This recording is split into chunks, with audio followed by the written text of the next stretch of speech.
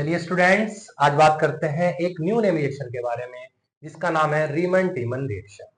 इस रिएक्शन में नॉर्मली क्या होता है कि जब आप फिनोल को हीट करोगे क्लोरोफॉर्म और NaOH के साथ एट 340 केल्विन तो आपका फिनोल कन्वर्ट हो जाएगा सैलिसैल्डिहाइड में, बोले तो ऑर्थो हाइड्रोक्सी बेंजोल्डिहाइड में।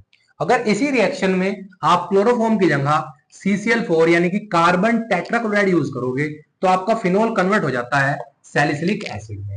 अभी आगे बताएंगे हम इस रिएक्शन को। फिलहाल इस रिएक्शन को आप डिटेल में समझिए। अब नॉर्मली क्या है, यहां पर ये फिनोल है। अच्छा, एक बात और, इस रिएक्शन में जो इलेक्ट्रोफाइल काम करेगा वो काम करेगा आपका CCl2। इसका नाम होता है डियर डाई क्लोरोकार्बिन। ठीक है, यही बताएंगे हम कैसे बनेगा, लेकिन आगे बताएंगे। ठीक है, इसलिए डाइक्लोरोकार्बिन जो क्या काम करेगा आपका इलेक्ट्रोफाइल, ऑब्जेक्टिव में आपसे पूछा जा सकता है। ठीक है, अब इस रिएक्शन में देखो, नॉर्मली डिटेल में समझो क्या होता है। फिनोल है। अब यहां से देखो, इस फिनोल का तो H और NaOH का OH, तो H और OH क्या होगा बेटा, H2O बाहर हो जाएगा। अच्छा, ये H और इसका Cl, तो क्या बाहर हो जाएगा, HCl। तो हमारे पास क्या बचा, एक तो Na।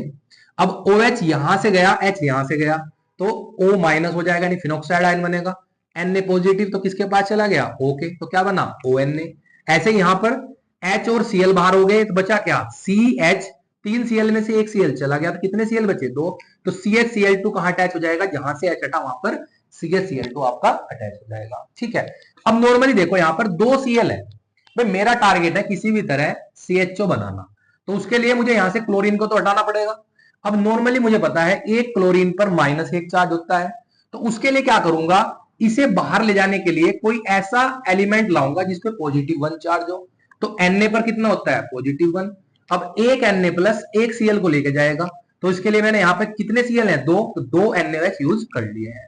अब देखो 2 Cl और 2 Na क्या बाहर हो गया डियर, 2 NaCl बाहर हो गए, बचा क्या, 2 OH। अब जहां से Cl हटे वहां पर हमने 2 क्या लगा दिए बेटा, OH।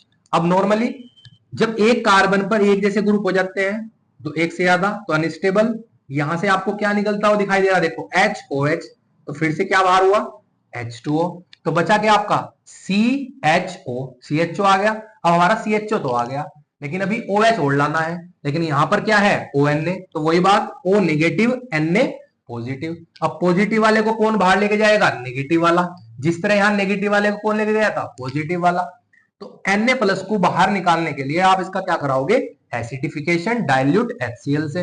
अब H पॉजिटिव होता है और Cl नेगेटिव, तो Na पॉजिटिव Cl नेगेटिव, तो क्या बाहर हो गया आपका NaCl। और आपका H पॉजिटिव कहां अटैक कर जाएगा, जहां से Na प्लस हटा, तो O पर अटैक कर गया OH, तो दिस इज आपका क्या बना, सैलिसैल्डिहाइड। ठीक है, तो ये थी थोड़ा डिटेल में। अच्छा, एक चीज और समझ लो। अगर इस शॉर्ट रिएक्शन को देखें तो आप देखो, एक H2O यहां से बाहर हुआ, एक H2O यहां से बाहर हुआ, टोटल कितने H2O बाहर हुए, 2। देखो रिएक्शन में कितने लिखे हुए हैं, 2। अब यहां पे देखो आप NaOH कितने यूज कर रखे हैं, 3। तो एक NaOH ये रहा, 2 ये रहे, कितने हो गए, 3 NaOH हो गए।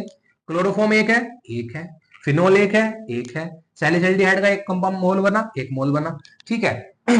NaCl कितने बाहर हुए, देखो 2 NaCl ये रहे, एक ये रहा, कितने हो गए, 3। तो यहां भी कितने बाहर हुए बेटा, 3। ठीक है सर, बात समझ में आती है, क्लियर, थैंक यू।